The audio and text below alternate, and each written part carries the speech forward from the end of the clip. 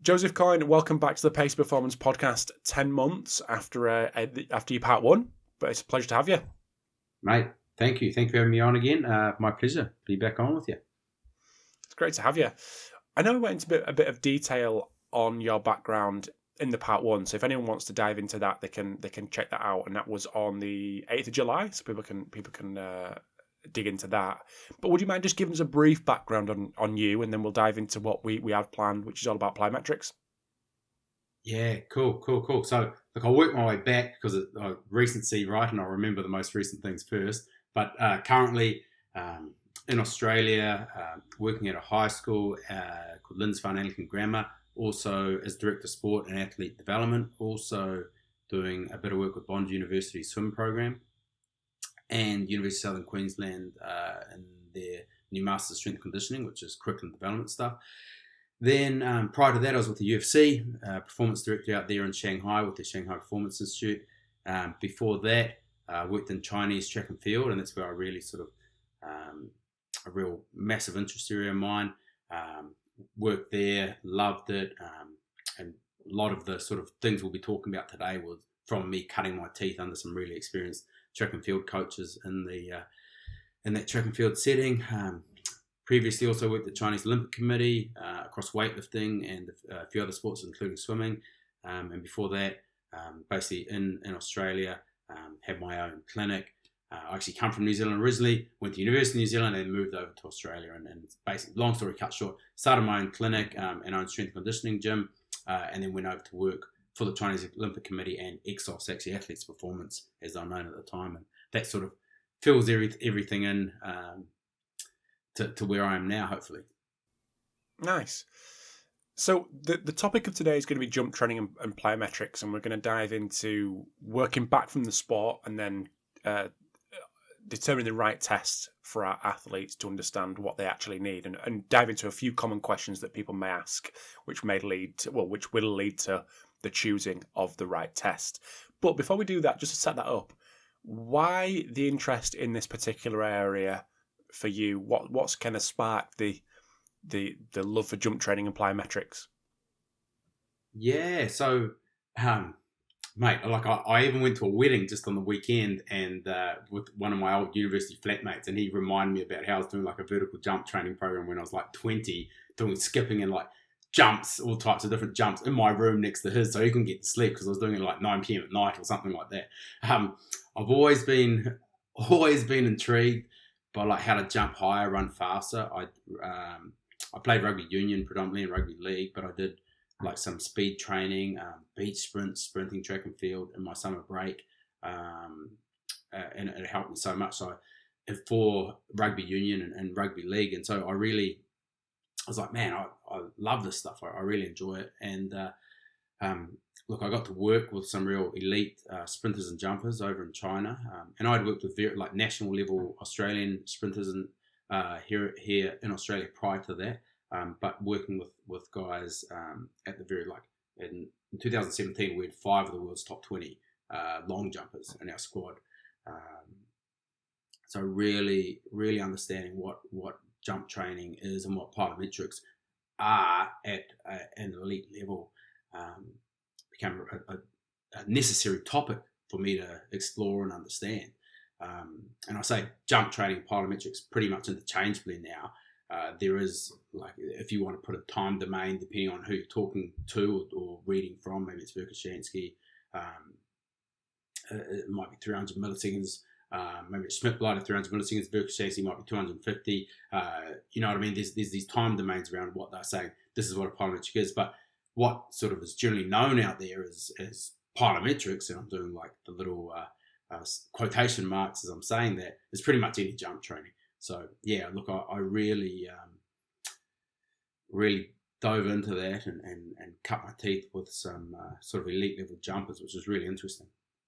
I know it sounds like semantics, but people do get on the high horse about these kind of things. Does it matter that the terminology is kind of, yes, it does matter?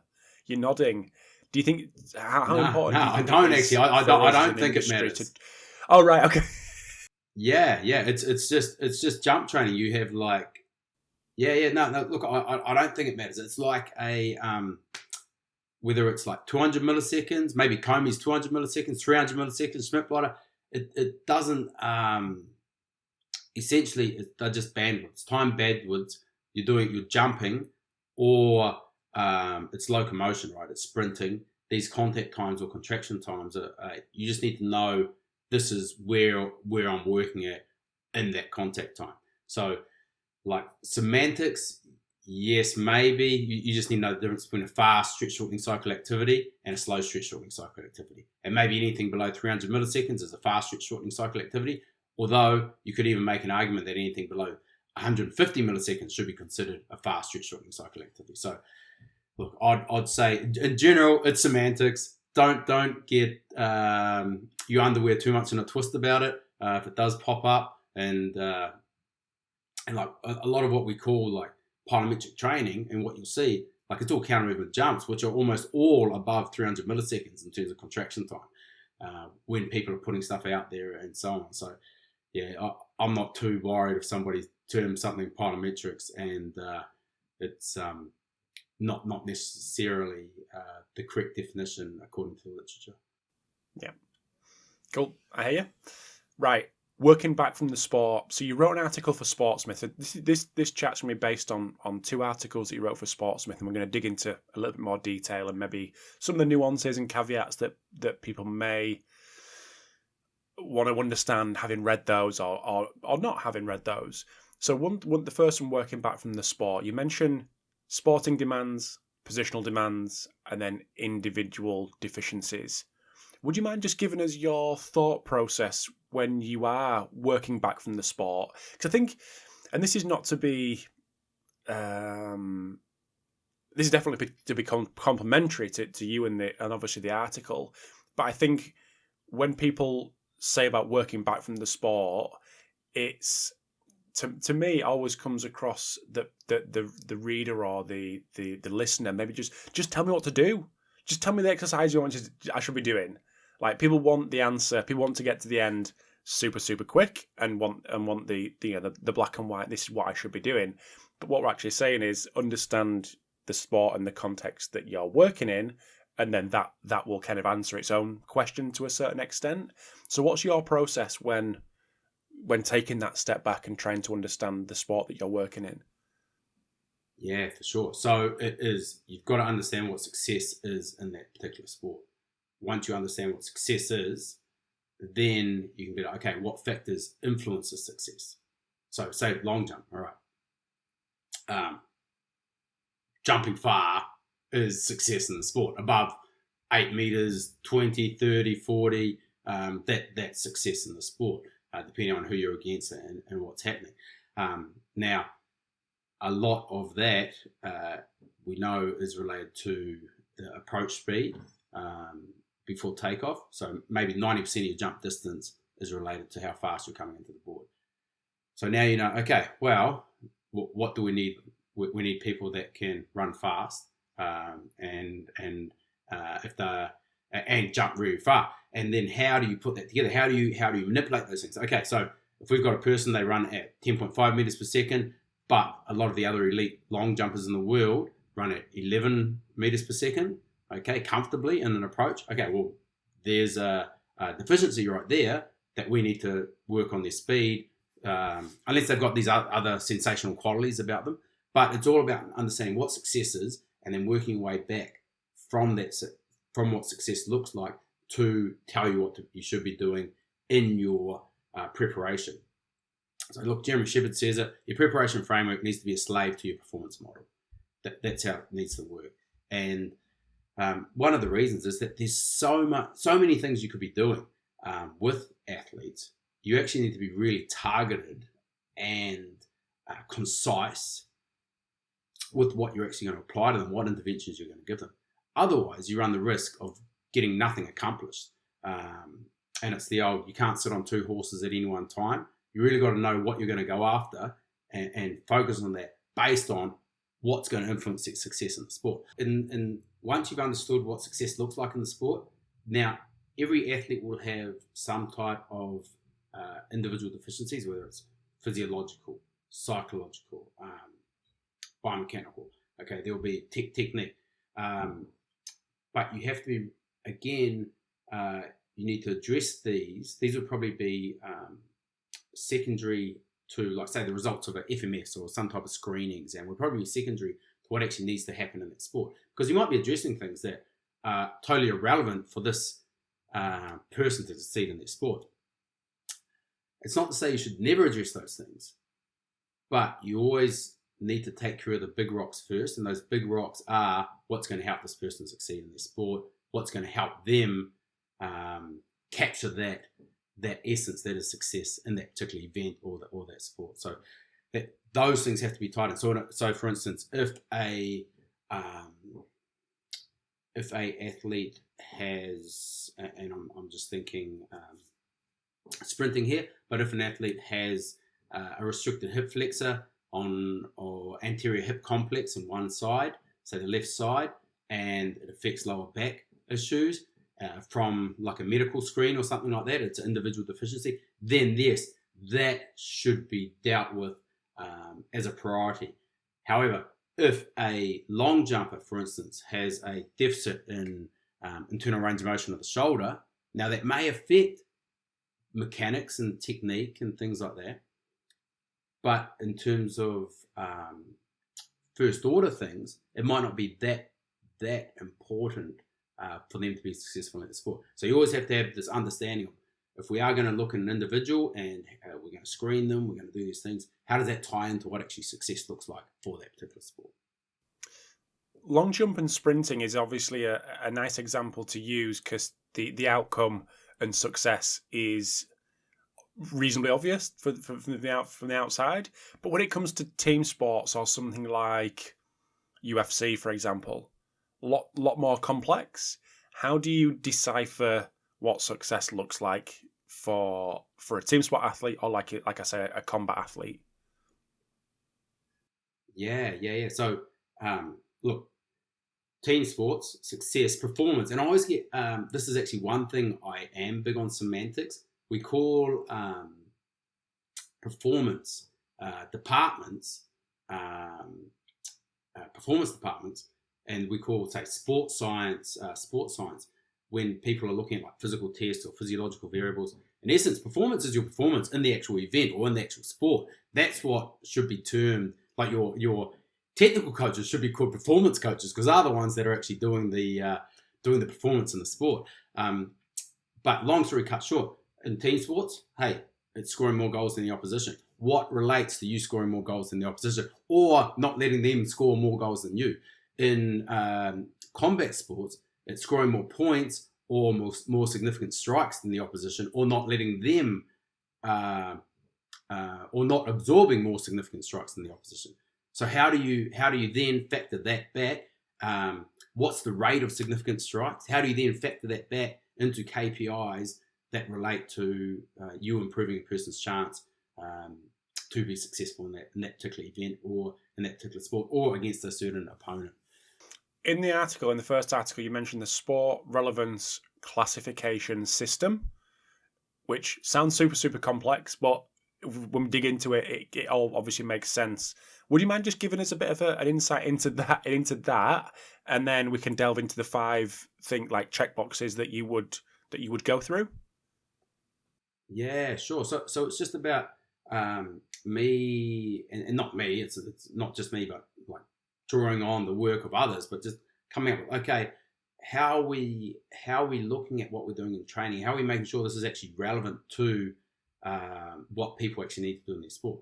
So, for instance, I'll give you an example. The relevancy of a counter movement jump for sprinting only really applies to maybe block starts. After that, very little relevance from there. Now, running fast and jumping high will, of course, be correlated, and there's differing levels of correlation depending on who you read and what literature you bring up. But that might just because fast people have really powerful legs and are generally better jumpers than people that aren't really fast. So there's these tidbits that you need to understand.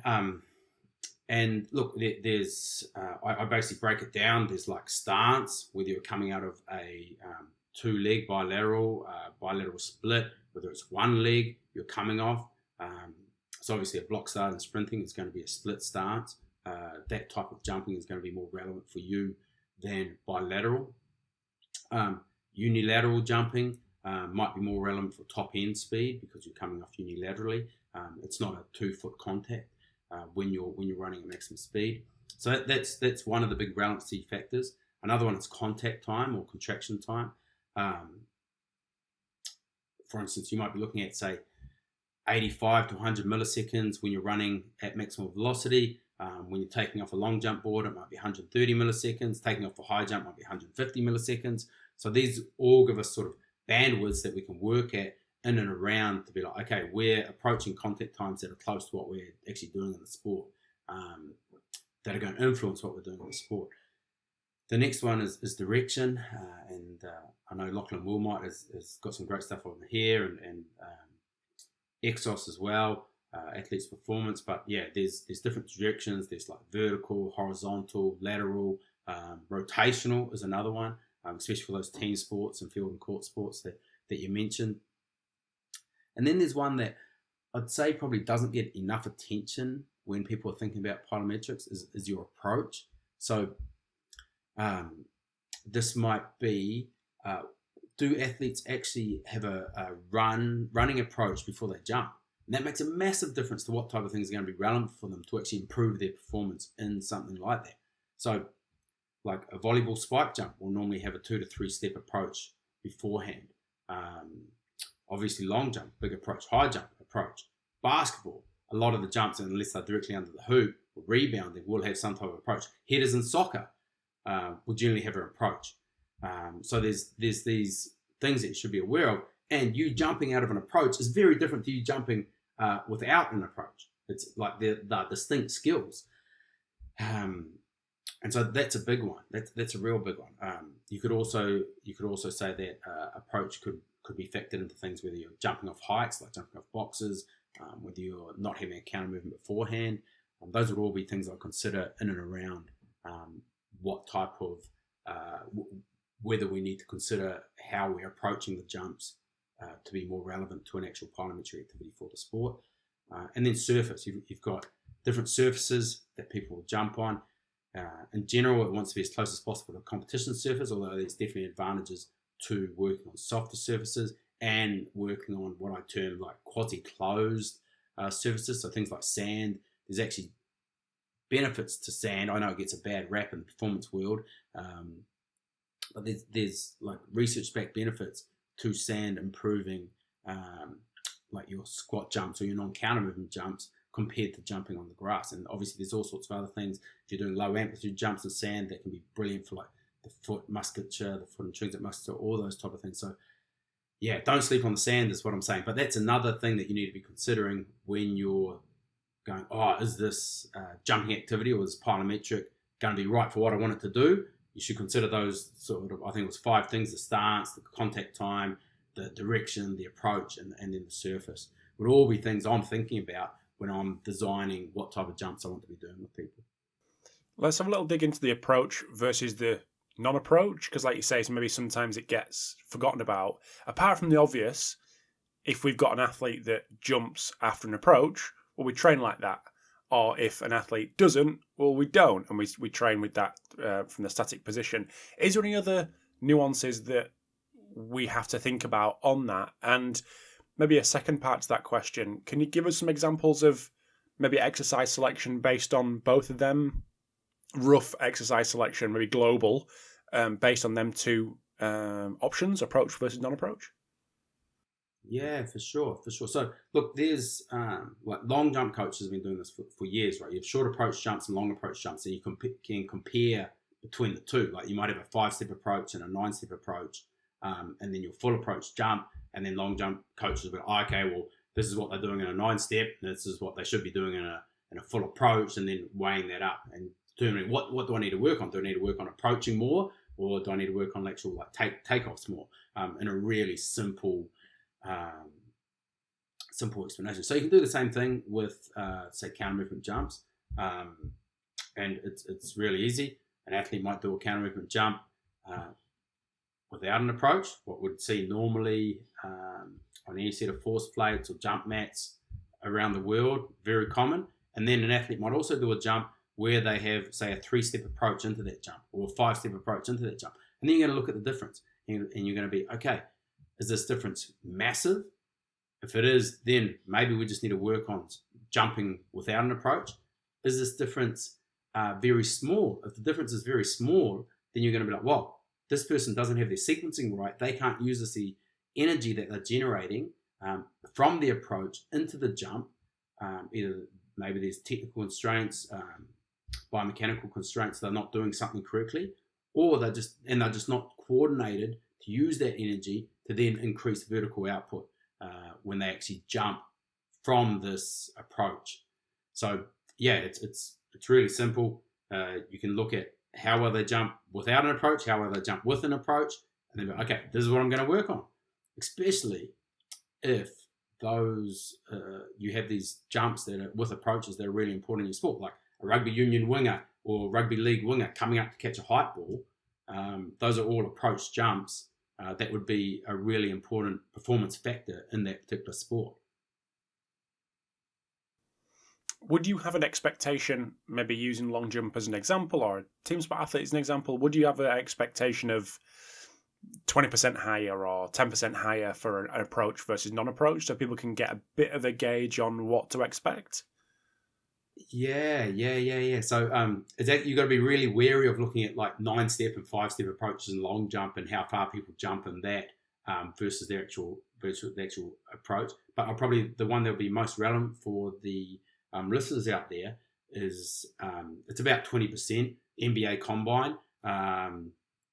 Guys, that'll be the average. And that's off like a 3 to 5 step approach. And that's my experience as well. People should be able to jump around 20% higher, give or take 5% or so, based on being able to utilize 3 to 5 steps beforehand, or versus not having that approach. Cool. I think that's good to know. So I know people will get to understand what them differences look like as they collect more data, but having that right off the bat, I think will definitely help. Let's have a little chat, because I think that it's the way that the conversation is going anyway. The second article that you wrote for Sportsmith, which was determine the right test for the athlete, and you ask and then answer a couple of 5 questions that coaches may have themselves, which leads them to a particular or a variety, in many cases, of tests.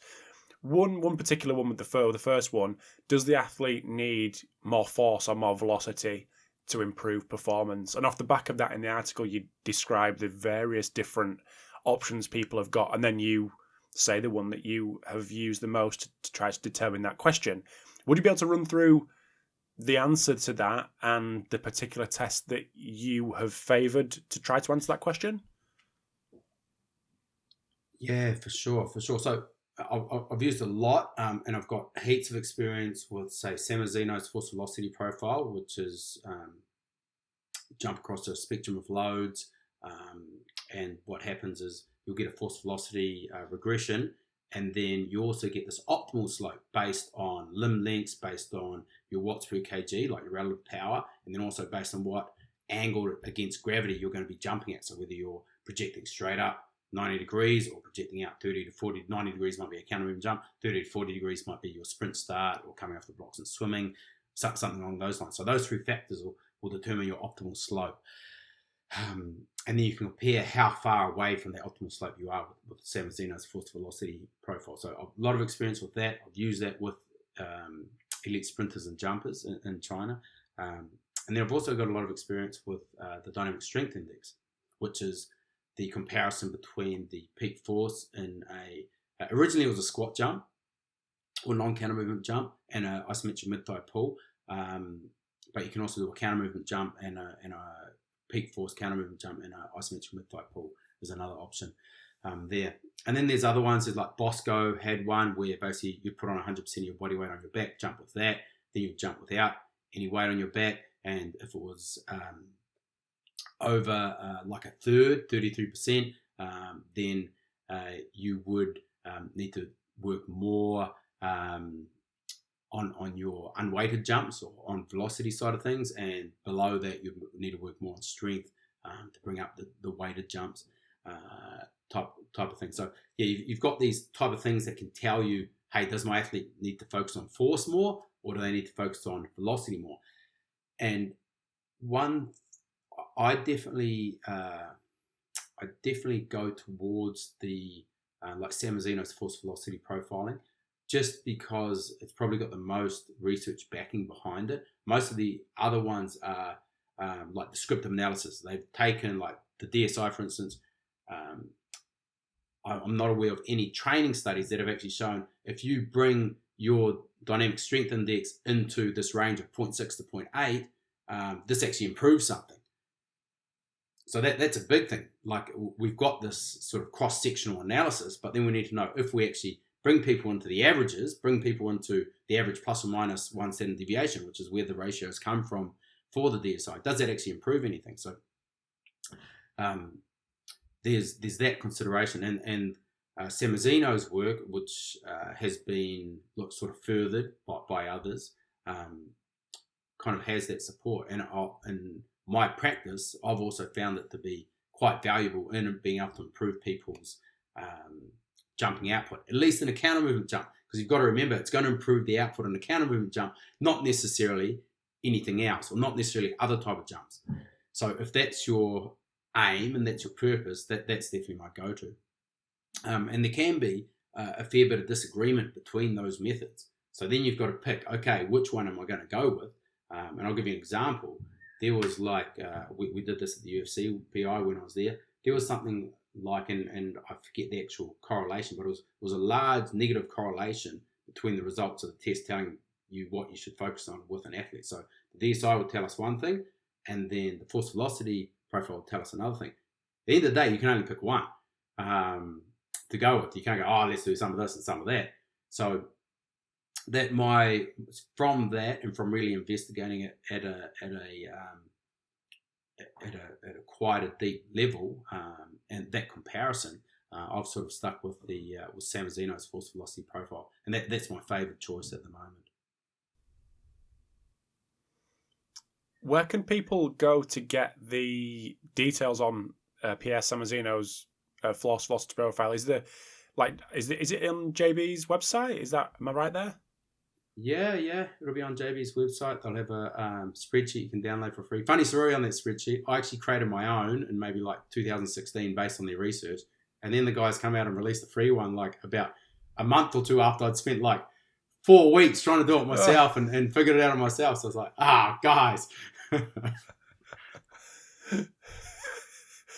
Absolutely killing me. Well, the second, that's great. That's great, by the way, and I'll definitely link to JB's website and Pierre's work as well, so people can dig a little bit deeper. The next question on your in the article was: does an athlete's movement signature tell us about how we could improve performance? And movement signature is very much a buzzword that's pretty great for marketing, perfect for marketing, but maybe lack of understanding of what that actually looks like and how to understand it. So what's your thoughts on answering that question through choosing the right test? Yeah. So I generally break down, and depending on, like, as you say, it's a bit of a buzzword, right? Depending on how people define movement signature is interesting, because there's movement signatures in terms of like how much range of motion the joints go through when they're jumping.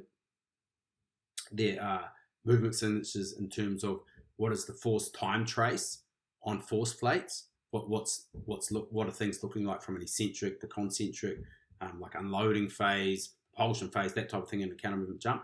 And there's also movement signatures that people refer to like temporal variables, like what's the flight time like, what's the contact time like.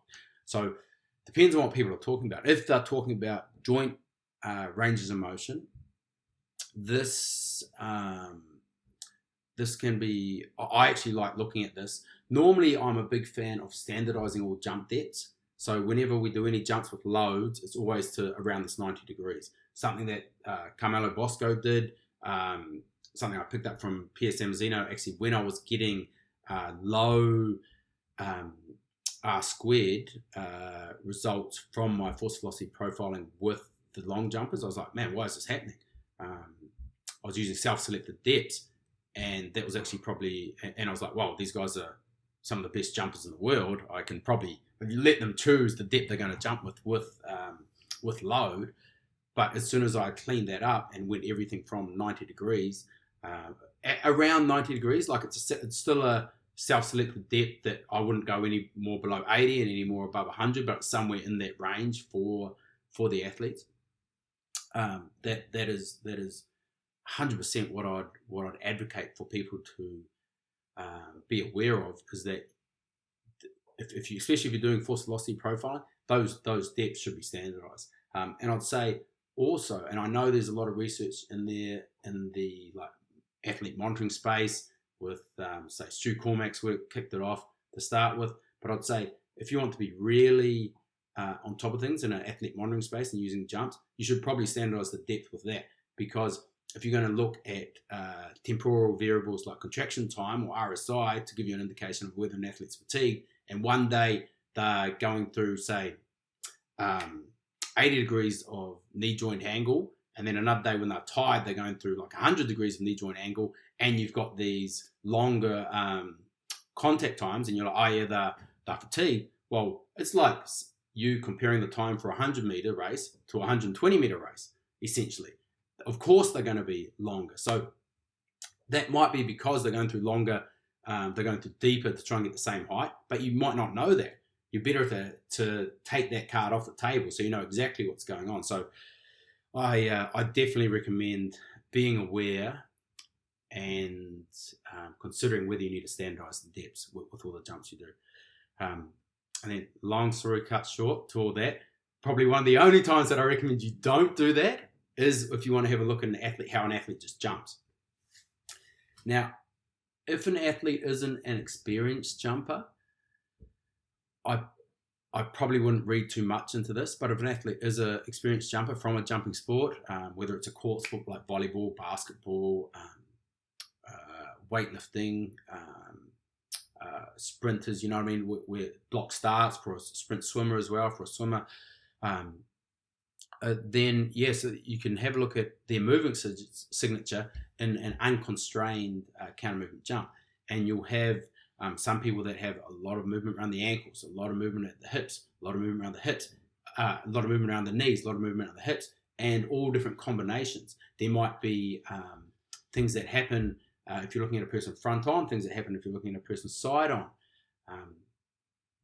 and these different, the way what joints they use to produce the force can give you an indication of what they're strong at and what they prefer and what they might be weak at. So for instance, if a person did not use much knee flexion in their jumps, you can then ask the question, okay, do I actually need to improve their knee extension power to improve their overall vertical jump, or do I just keep focusing on hip extension power to improve their overall vertical jump, because that's what their natural tendency is. There's actually a really nice article from the guys at P3 in the States that classified NBA players into, I believe it was stiff flexors who don't really bend at all, hyperflexors that bend a lot across hip and knee, and then hip flexors that mainly only really bend at the hip to get all their vertical propulsion. And that's definitely my experience as well. You can kind of bucket athletes into those blocks and without going too far, but definitely the longer limbed, like real long-legged athletes with short torsos, I'd definitely say, in my experience, they've been more of these type of stiff flexors. There's not much depth. They really prefer really short and sharp counter movements to get their vertical propulsion. The guys that are a bit more muscular and have a bit like more of an even torso to leg length, they might be more of these hyperflexors that really use a lot of force and joint angles to improve their vertical propulsion. So that's what you might be looking at from a movement signature thing. Now, there's other things in there in and around sort of what's happening at a like left versus right level. Is there, say, knee valgus happening or occurring? Is there hip internal rotation or hip external rotation happening or occurring on a left or right basis. And then again, you can be like, okay, is this something we need to be aware of? What is going to be our tact? Does it relate to our performance model? And then what is going to be our tact to combat this if it needs to be combated? You hinted there about asymmetries, and I spoke to Chris Bishop, the master of asymmetries here in the UK, or globally, but based here in the UK, and he's going to do an article for Sportsmith on asymmetries. What's your thoughts when it comes to asymmetries? Do you dig deeper? Do you, not that this is, I know the answer already to this, but hang your hat on certain things when it comes to asymmetries? What's your thoughts? Yeah, so I've actually had really, really good conversations with Chris. We dove into this in and around. Great guy. Yeah. Don't tell him that though. He's we did a lot of stuff in and around some ASH tests, some pilot tests at the UFC, and so I actually got on the phone with him and we chatted through a lot of things. But yeah, look, how he talks about your the coefficient of variation, determining what the level of asymmetry should be, 100% in agreement with that. The old sort of bandwidths of 10 to 15%, that might not make much sense if it's above or below a functional outcome or above or below the natural variation in a test you're looking at. And just an example, if you're working with, this is another thing we kind of established through the UFC in my time there, but if you're from the research, if you're looking at, say, a DEXA scan, and I'm thinking of like Nick Hart's research and things like this, is that if you're looking at a DEXA scan, if you have anywhere from sort of maybe a 3 to 5% incorrect, I might be slightly incorrect with these numbers, but a 3 to 5% limb mass asymmetry can relate to like a 10 to 15% actual power output asymmetry in unilateral tasks. So that's those type of variations, understanding what is an actual meaningful asymmetry based on the actual test is really important to understand. In terms of jumping, I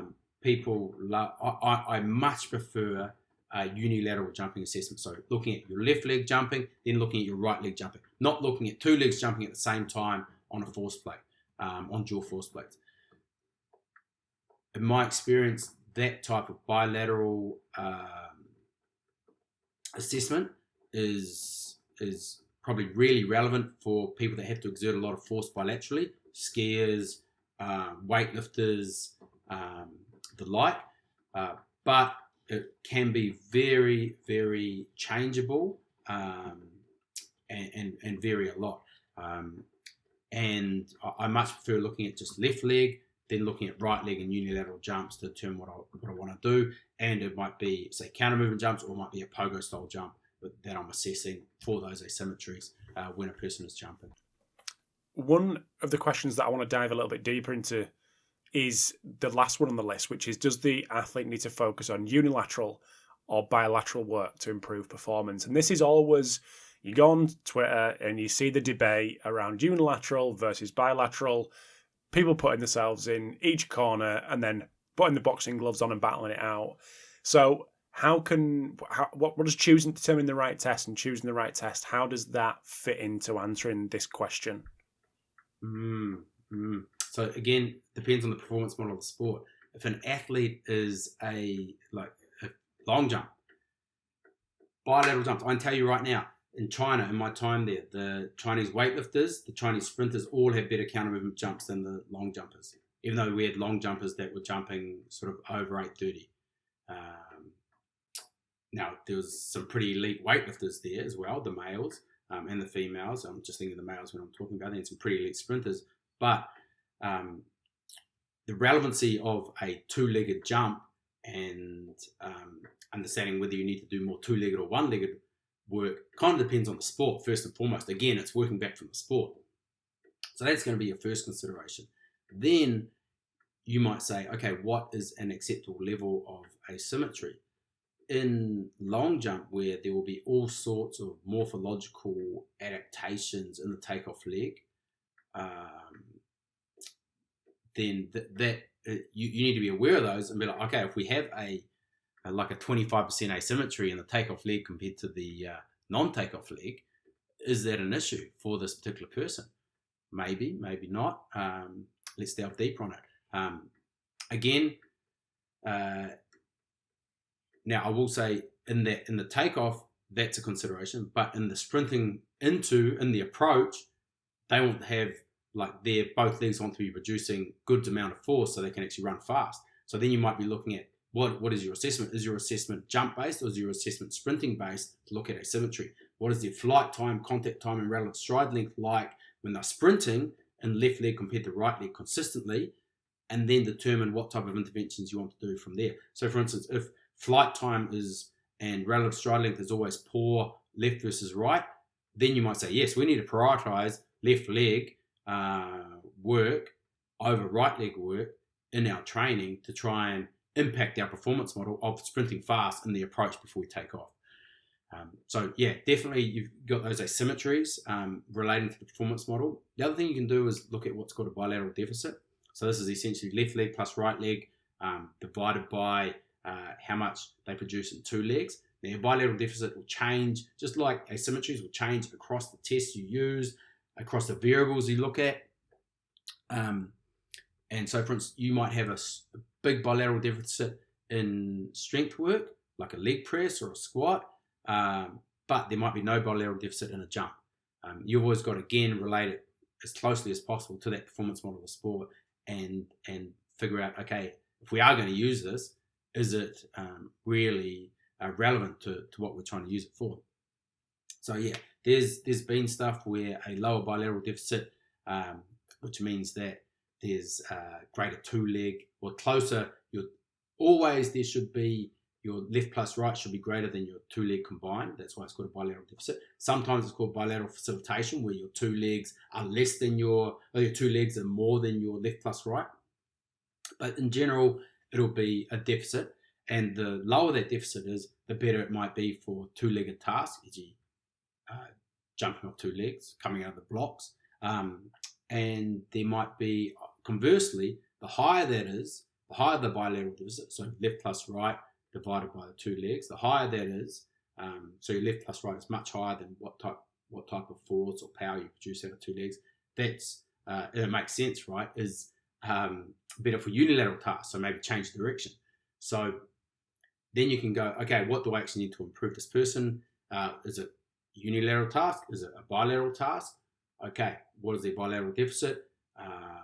Now let's maybe start thinking of prioritizing unilateral work over bilateral work if we want to improve a unilateral function. And it's common sense. It's like my grandma would say this to me: if you need to improve the stuff you do on one leg, you probably need to do more of the stuff on one leg, right? So real common sense, but that is in essence asymmetry, bilateral deficit, how it might steer you in which direction you want to go. As we both know, common sense is not always that common. So we do get the debates of, I'm a unilateral person and we don't do bilateral, or I'm a bilateral person, we don't do unilateral. What you're saying is that we actually need to determine via some sort of assessment whether you die on the unilateral hill or you die on the bilateral hill with the particular athlete or group of athletes that you've got. Is that what you're saying? Yeah. But first of all, you need to determine whether that's relevant to your sport. If it's relevant to your sporting performance model, then yes, you should investigate that and at least have an understanding of it. You might not even action it. Like some things we might assess, we might get information on, but we might determine that, hey, it's not the biggest fish to fry, or it's not what we need to really chase and hunt after at this one point in time. So yeah, determine if it's relevant to the sport, then determine if it's relevant to the individual from there and what they need to improve in that particular performance model. The final question that I'd like you to dive into, just very briefly, because I know you've got the barbecue to light in not too distant future, but sequencing. Does athlete need to improve sequencing and coordination to improve performance? How do we assess that? Yeah. So this is similar to that sort of approach index I mentioned earlier, where you might assess an athlete how well they jump without an approach compared to how well they jump with an approach. The other thing that athletes use a lot when they jump is their arms. So a lot of counter movement jumps will be done without arms, hands on hips, or holding a barbell. Obviously, there's counter movement jumps done with the arms. You can look at a simple difference between a counter movement jump with arms. I think in like Vald's force decks, it's called an Abkalov jump. And you can look at a jump with hands on hips. That will tell you how much the upper body contributes to their counter movement jump. And so this is another sequencing coordination thing. And in general, it is around 20%. So if they're, I'll tell you, like, if there is less than 20% in general, like a difference, if there's greater than 20% difference between a jump with arms and jump without arms, in general, you'd say that person needs to improve their leg output. Their upper body contributes a really large amount to their jump, and so they might be able to chase improvements from improving their leg output by jumping without arms and doing interventions without arms.